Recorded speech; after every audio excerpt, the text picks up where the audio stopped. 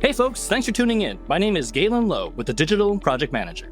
We are a community of digital professionals on a mission to help each other get skilled, get confident, and get connected so that we can amplify the value of project management in a digital world. If you want to hear more about that, head over to thedigitalprojectmanager.com/membership. Okay, today we're talking about the increasingly important role of emotional intelligence in project management and why it might become even more important than ever as we get deeper into AI-enabled projects.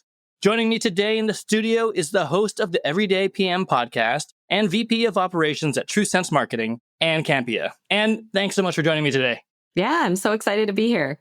I am excited as well because you just have such an interesting background. Thank you for having me on your podcast, which is an excellent podcast. And I'm super honored to have you on mine. Nice little podcast exchange here. I'm excited to dive into this because honestly, I've been everywhere. I'm sure everyone's the same here. Everywhere I go, everyone's talking about AI and it's focal. And yes, today we're talking about AI, but I think the thing that kind of comes into sharp relief for me and for you is just that whole EQ piece, right? The emotional intelligence piece, where the humanity will end up landing amidst all of this sort of, disruption, sometimes positive disruption. It's not all bad, but I'm excited to dive in.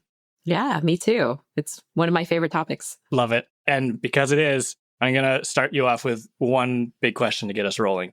Because when we were gabbing before we planned this podcast, you mentioned that you had taken a bit of time off from projects and operations to work on your doctorate. What was the most jarring thing about returning to the world of project-based collaboration right as we were getting AI entering the picture? Yeah, I guess it's exactly that. It's coming into the mix of there's so much conversation around AI and the impact to project management, whether you're working in the digital PM space or traditional PM space. And I just think that it's been a good and welcome disruption and forcing us to have conversations around how can we better integrate our role as project managers with artificial intelligence. And kind of coming into those types of conversations, people are still kind of hypothesizing about what could be the future of the two. I'm excited to kind of be re-entering this space around that conversation because I think that for a very long time, we've kind of been stuck in this perpetual, okay, you're going to have your tech kind of digital facing PM, you're going to have your more traditional waterfall predictive cycle PM, never shall the two mix.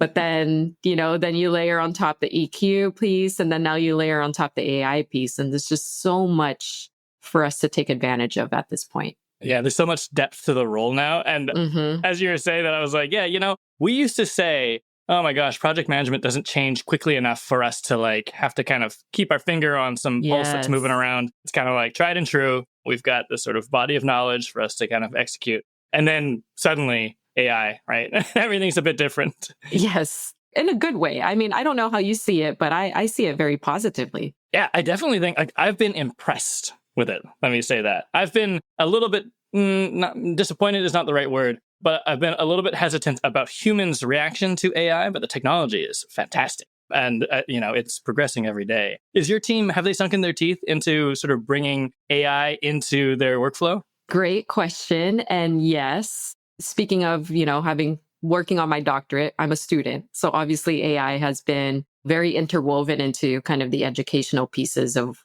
aspects of my journey. But in terms of the project management team that I'm leading at TrueSense, yes, we are absolutely starting to open up those conversations around how we can complement AI with what we do. I've got a team member who's looking at repetitive processes and areas of our workflow to see where we can further automate, but use AI to kind of take advantage of that and speed up the process of the automation pieces. So there's a lot of healthy conversation that is just kicking off. And I think it's a perfect time to start to investigate that with your teams if you haven't already, as PMI is also putting out a ton of stuff on AI, including how to speak to generative AI, I think, or how to talk to generative AI. I don't know if you've taken it yet, Galen. I haven't. It's, they're really grasping at this concept of marrying our role with AI. I think there's this excitement, probably, the same thing I described earlier, but on that global scale of ooh, project management is changing. This is exciting. We don't have to, put out another risk management webinar. Not knocking risk management webinars. They're very important. But, like there hasn't been a lot of movement there. And now suddenly it's like, oh, there's innovation. There's like this spark happening. Let's jump on it. Yeah. I really appreciate it. And let's get real. As PMs, we were getting a little bored with the over and over again refresh of the PMBOK. I don't know. I don't know how you've been feeling about it, but I have been a little bit. I think there've been some really positive moves, especially reflected in PMI, with PMBOK 7th edition. 8th edition is being worked on. I have some friends in my network who are involved, and it's just going in a really good spot, not just towards like the technology, but also business. And also the thing we're talking about, which is like that humanity piece. I think it's getting woven in a lot more. And I think it's exciting. Yeah.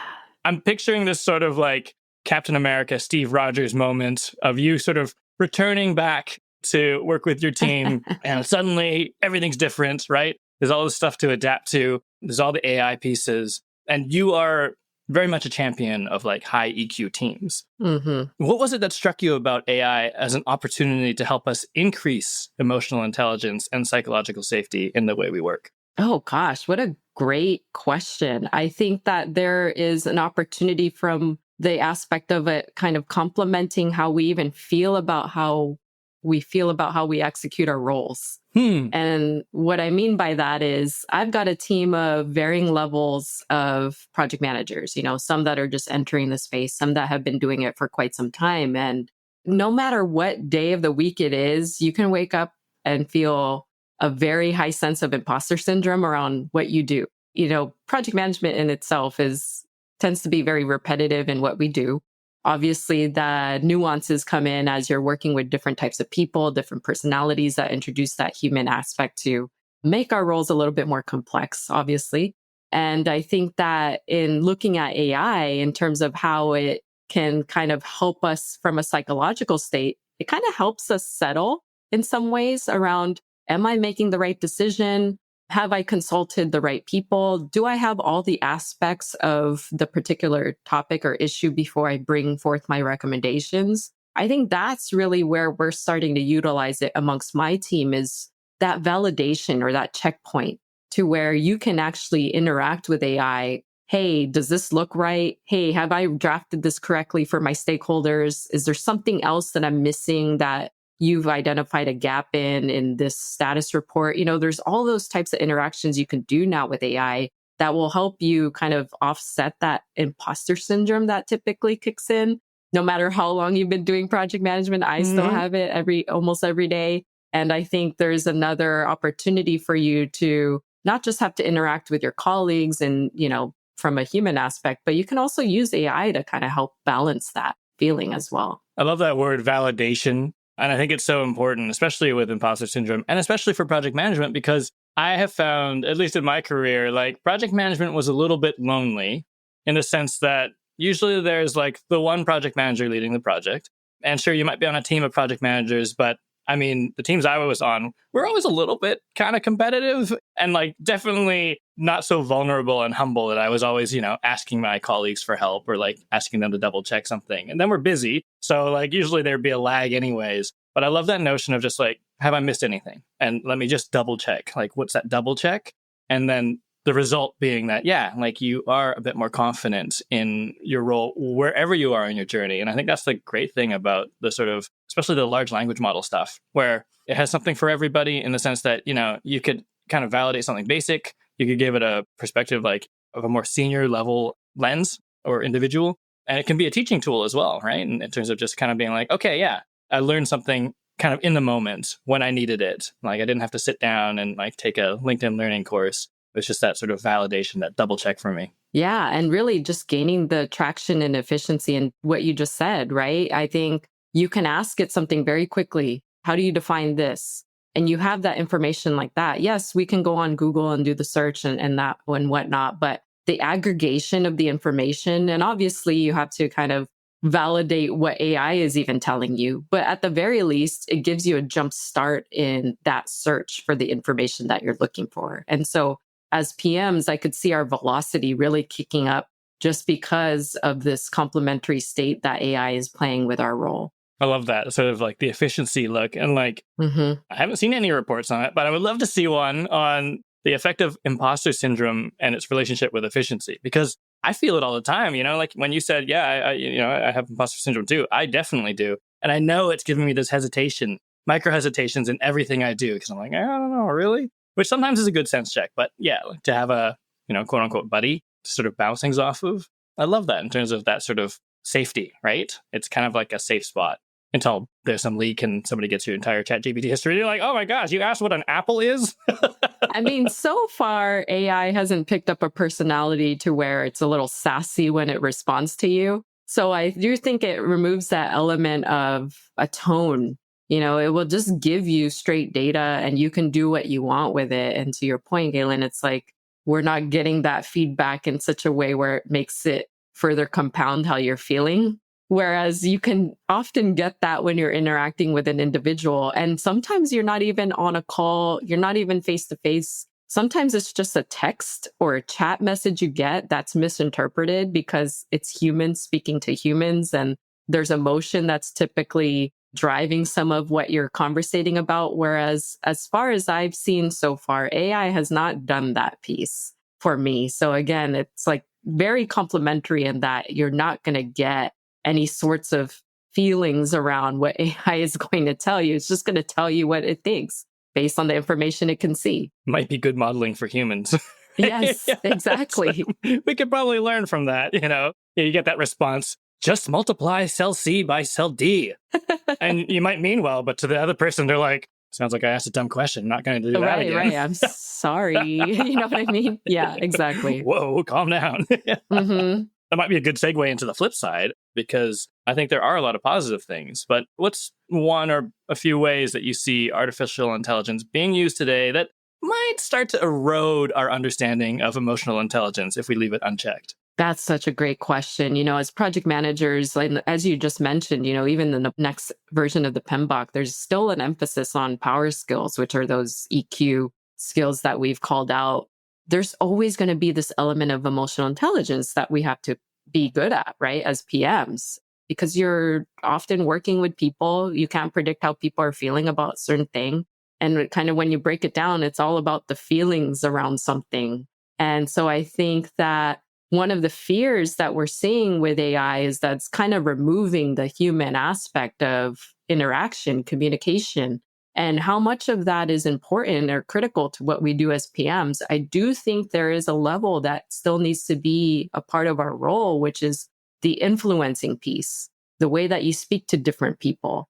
I think if you take AI and you ask them to conversate with 10 of your stakeholders, it's going to do the same thing across all 10. Whereas it doesn't necessarily understand that maybe one stakeholder appreciates very direct communication, whereas another stakeholder may appreciate something a little bit more toned down and more personal. And so the varying aspects of how we communicate as project managers, I don't think that element is going to be removed by AI, but I think there's a fear around the further we get into using that as our primary communication or assisting with our primary communication. Like if we start generating status reports that way, if we start generating emails that way, you very much kind of go into this hole of, oh, well, now I've kind of removed parts of the humanity piece that is part of our superpower as PMs, is the piece that we truly have to grasp as individuals when we're in this role is how do we work with all these different types of people? And I don't think AI is going to be there to do that for us. I love that. And I love that it's like there's almost a poetic counterpoint to it, right? We're talking about how, ChatGPT, for example, pretty safe, right? It's going to respond with the facts. It's like, it's not going to be offended by your question. It's not going to make you feel bad on purpose. Yeah. And then you mentioned that course, right? Like from PMI, it's like how to prompt or how to talk to AI. Mm-hmm. And then the counterpoint is, okay, well, what if that becomes our expectation with humans as well? It's like, oh, wow, I forgot that there's emotion in the equation when I go and ask a question. I can't just be, hey, VP of operations, act as my boss. I'm looking to respond to an RFP and here are the requirements. And they're like, yes. What are you even doing? There's certain elements, and I love that because I have just started playing around with, respond in the voice of a 5-year-old. I don't know, right? Like, but I think that we can get it to a certain point, but there's still this layer of, we got to do our due diligence to make sure we're not just copying and pasting what ChatGPT is spitting out for us, right? You've got to put some sort of spin around the tone, how you approach a particular topic. You know your stakeholders better than the AI would. So you kind of still got to finesse what it's spitting out, even if I speak in the tone of a VP of operations. And I think maybe, and Galen, you could tell me, because I think you played around with AI a little bit longer than I have, which is eventually you could get it to start speaking pretty close to your language the more that it learns. But I still think we're in that intermediary state where it's going to take some practice for the AI to really pick up how to speak on your behalf, if that makes sense. No, definitely. And I think the sort of nuance of all the things, like I guess we're all on a bit of a journey, but I think it will help us unpack how we communicate and why. Because I think that, yes, it's learning from us. It's learning from the inputs it gets from us. But how much of our actions is actually guided by something that's, we're not providing as an input, that it doesn't know. It doesn't know that you were maybe victimized or bullied in grade school, and that maybe you, as a result, have this intense anxiety around sort of group confrontations. And it won't be able to learn that. And yet, it hopefully will sort of raise our own awareness of that undercurrent and all of the sort of experiences that AI won't know about us because we haven't told it. That still will inform the way we act and, things we do. It's funny, actually, because, and I'm off on a tangent a little bit here. No, you're good. But I did have this moment as a people manager where I kind of gave advice as me, and it went south. I realized I'm like, oh, because they're not me. I did a really poor job of advising a team member because I didn't really ask the question of okay, give me the context. Where's the conversation at so far? It's okay. And, and I think that is something that could be sort of an issue that comes up in terms of how AI informs our action.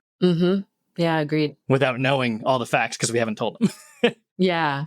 And I think as us as individuals, as the more we get acclimated to it, I'm almost there in terms of I'm using it every day for a various number of things. So I can easily see myself getting to the adoption point, but the extreme side of adoption to where it's too much AI and not enough of me. And then you start to wonder how much of this is me and my thoughts around a particular topic, and how much is this now just AI giving whatever responses it wants. So it's a little bit, for me personally, I think I have to slow myself down in some instances because I'm thinking oh my gosh, does this even sound like me anymore? What do I even sound like as an individual? What happened to my voice? So it's one of those things where we have to temper ourselves as humans as well, because especially around something like this, where it's such a powerful tool that people can easily get excited about. And you just got to temper yourself around the use of it, kind of like cell phones in general. You don't want to always be on your phone 24/7. I love that it went right to existential crisis. Who am I? I don't know who I am anymore. I think I'm just this ChatGPT bot. Yes, exactly. What an interesting fulcrum too, though, where, at the top we were talking about how it can help you sort of feel a bit more empowered and valued in your job. Because, it might be taking care of some of the repetitive, automatable things. You have this sidekick that you can ask questions to, and you're like, yeah, now I am strong. And then it's just this easy tip over the edge to be wait a minute, it's doing my entire job for me. What do I do? What is my skill? Right?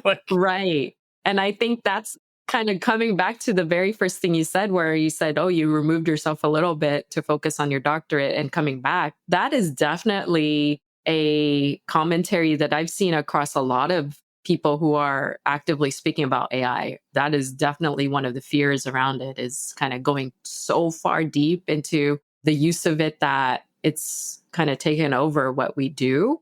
But the whole core of this episode is around EQ and AI. And for me, my very strong stance on this is that they complement each other, they date each other, but they never become the same thing, right? They never become the same person, if that's the best way to say it, which means, in my opinion, I don't ever see AI completely taking over a project manager's role, but we just got to learn how we can complement each other. We got to date each other, get familiar with each other, and figure out what's going to work. Images of Her, that film, kind of pop into my head. We need to date it. Yeah. Exactly. That was ahead of its time, by the way. Right? We can have a very spiral conversation around Her, but I do think that's probably what's in some people's heads who have seen that movie. Is that could be the extreme version of what could happen with AI if we aren't putting boundaries around it, right? Mm-hmm. Let's actually dive in there. And maybe not exactly the whole dating AI thing, but like that weaving things together, right? Because to your point, it may not ever be the same thing and may not be a direct replacement. There's a balance to be found. And sort of from where you stand, how can project managers and project teams weave more of the EQ into their practice as project managers as they get deeper into AI? And what would the benefit be over just putting EQ on the back burner and just focusing on just the AI stuff? Oh gosh, yeah. So putting EQ in the forefront should be top of mind for everybody. Like you said, it continues to be promoted by the body of knowledge. And I very much believe that the most effective PMs are the ones that have figured out how to work their EQ across their stakeholders, across what they do on a day to day. And there's always going to be that element of it. So to me, same thing as mindfulness. You just got to practice it on a day-to-day basis, because you don't know if on Monday Galen turns on his computer and everyone's hot because something broke over the weekend and now everyone's temperature is, they're on fire, and you walk into an environment where the climate of the situation is heightening everybody's emotions, right? And so there's always going to be those instances where as a PM, you cannot expect what type of environment you're going to be playing in for that day's work. So you always have to be at the ready. So it's a practice, right? You have to understand, get to know people, sit down with them one-on-one. How do you like to work? That's like one of my favorite questions to ask somebody that I'm interacting with at work for the first time. What is your method of like how you want to receive communication? The more you can act, maybe kind of like AI, how we train AI and we put a bunch of information into AI to get it to where it's speaking our language. The same thing goes as humans. Like we got to interact with the people we're working with, start to gather data on how you can interact with them. And then you practice that on a day to day. Okay, I'm going into meeting with Galen. I know that he likes to speak about X, Y, and Z topics. He likes to also have like very nice finesse notes at the end of the meeting with action items assigned to people. You get to really understand your stakeholders. And I think that's the piece where project managers, you're never going to get to a point where you've mastered EQ. Mm-hmm. Fair. Let's be real. You never will, because there's always going to be the element of churn of people that you work with. And so you just practice it on a day-to-day as if you were trying to train for the Olympics or something, right? And then kind of the second part of your question, how do we kind of make sure that we are also understanding how AI will, I don't know, not necessarily overtake that element of it, but as this whole episode we've been talking about, complement it. We can always put AI in the back burner whenever we want, right? So that's something where I am trying to be very conscientious as we enter conversations with my team around the various elements of our workflow that we are going to put boundaries around. Okay, well, this part we're going to use AI. It makes sense to do it here, but maybe not necessarily this part. And really start to understand like where we can weave it in and out to where it's not overtaking the entire process. I love that. And you said it earlier, and I didn't applaud it enough. You said EQ is our superpower for project managers, for arguably, humans in general. But I love that what you said about the sort of inputs, right? And I know it's, like how do you like to work? It's kind of been coming up as a practice that's a little bit more widespread. But the way you framed it, I think most people fundamentally actually misunderstand why to ask that question, and maybe don't have all of the awareness of how to respond to that question because we've never really had to think about it, because we haven't really been the type of collaborators who have been interested in like, how do you work? Everyone works a little bit differently. Tell me your preferences. And knowing your own preferences, like, I don't know, do I like detailed notes? I guess I do, actually, and it's like kind of a new thought for me. But I really like that idea of learning one another, not just like teaching machines. Like it has this interplay of like, oh yeah, if I'm doing this for AI, then maybe I should be doing it with my team as well. Exactly. And I think I promote you start there first before you even start talking about AI and its complements to the role at your organization. Is get your people up to speed on how to interact with people. That way you don't ever lose that element. Your team understands that it's a practice, not a journey where there's an endpoint. I love that. I thought maybe to round it out, we can take a glimpse into the future a little bit. Okay. We're going to speculate, okay? Crystal ball it? Yeah, let's crystal ball let's it. do it. I'm just wondering if you could make a hypothesis about how EQ will manifest in AI in the future. If AI was able to know how we felt and maybe even felt emotions itself, how would we start using it differently? Gosh, right now, what I've used it heavily for is, write this email in the voice of a VP of operations, right? For example. So those are the prompts I know right now, which is write it in the voice of whatever. But I wouldn't be surprised, Galen, if in the very near future, it starts to then pick up tone, because we see there are options there for tone. Do you want this to be direct? Do you want this to be casual? Do you want this to be friendly, amicable? It already has some of those cues built in within it. So then it's just a matter of, is it going to get to a point where the language actually feels human? I think it will. I think it will get very close, because if you've ever, and I know you've played around with ChatGPT quite a bit, if you change even just between the tones and you give it the same prompt, it's so interesting what it spits out. And then months ago versus today, it's even more different than what it was a few months ago. And so the rate of change of generative AI and how it is learning and expanding to somewhat be emotional, quote unquote, I think that it will definitely get pretty close to a place where you might think that you're hearing me, but you're actually hearing whatever the prompt was that I put into the ChatGPT bot or whatever. It's so interesting. And I think you're right in a sense. I'm thinking of, follow me on this one. I'm thinking of an Apple Watch, for example, and somewhere along the line, the software gets upgraded. It's hey, now we've released this feature. And I'm that means there was a sensor there all along. And, and then they decided it's been gathering data. And I think you're right that the tone is built in. There is a sort of emotional inflection built into how it's interpreting our prompts. And, that could go a lot of different places. And then it kind of takes me back to the beginning of the conversation, which is oh yeah, does that then make our interactions with AI as complicated again as our interactions with humans? AI's in a bad mood that day, right? You're oh, I gotta be careful. I gotta be really polite in this prompt because AI is just on edge because of that thing that happened on the weekend. That's what I'm scared of. That is essentially what that existential thing that we just talked about. Is it's going to know more about me than I know about me. And so I don't know. I'm so amazed at the advancements it's done, even since I've really started to get my feet wet and PMing again. And it's just holy moly. In just a short amount of time, how much you're able to do, how much it's expanded to not just verbal or word prompts, graphics. I know that was always something with Midjourney when it started, but there's just all these other elements that you can furnish. And so one of the areas that I'm very curious about that I'm going to start tapping into with my own team, and this is not future state, but kind of near future, which is generate a status report for us. Get to a point where it's something that the AI can just do for us in automation week over week.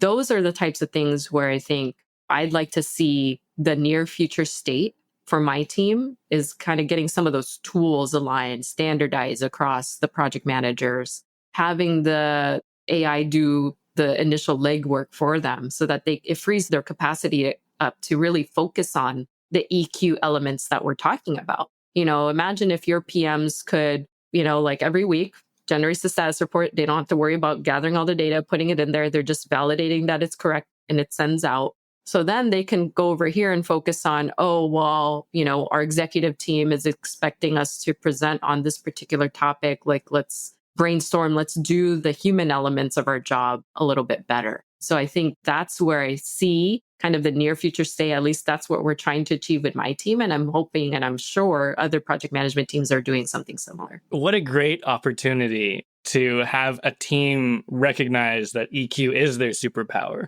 Right? Because we have AI that can assist with a status report. And it kind of is that whole reframe of yes, I know it could tip right over into existential crisis, but right now, what a great moment in the near future to be you get to reevaluate what your value is even in your role. And that could be a very empowering thing. Absolutely. I agree. 100%. And thanks so much for spending the time with me today. I appreciate your insights. I appreciate your perspectives always. Absolutely. This was fun. It was fun, wasn't it? Let's do this again. Sounds good. All right, folks, there you have it. As always, if you'd like to join the conversation with over 1,000 like-minded project management champions, come join our collective. Head on over to thedigitalprojectmanager.com/membership to learn more. And if you like what you heard today, Please subscribe and stay in touch on thedigitalprojectmanager.com. Until next time, thanks for listening.